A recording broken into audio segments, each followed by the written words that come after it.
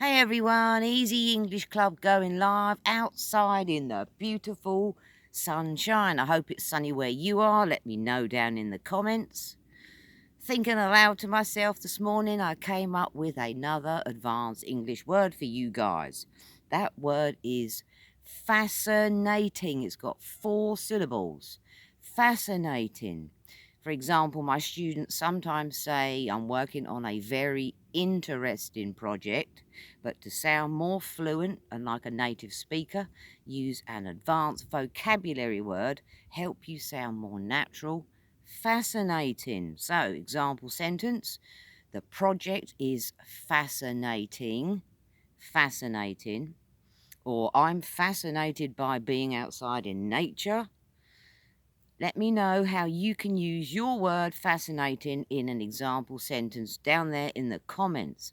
Don't forget to subscribe to the YouTube channel where I share idioms, phrases, phrasal verbs, expressions, of course, British. What better way to learn English than from a native speaker? All right, my lovelies. Hope you enjoyed the lesson. See you next time we go live. Bye.